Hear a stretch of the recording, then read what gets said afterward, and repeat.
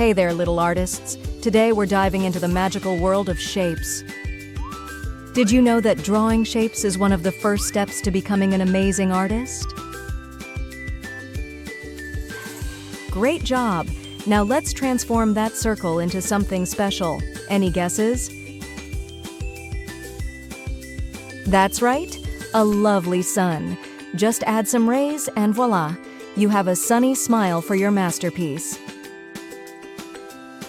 Who wants to try drawing a square next? Remember, it's all about the straight lines.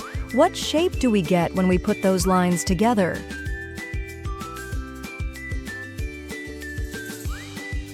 With every shape, your imagination takes flight. Don't worry if it's not perfect. It's all about having fun and exploring. Look at these incredible creations. Remember, every artist starts with simple shapes. What will you create next? Shape your world, little ones. Keep drawing, keep dreaming, and let your creativity shine.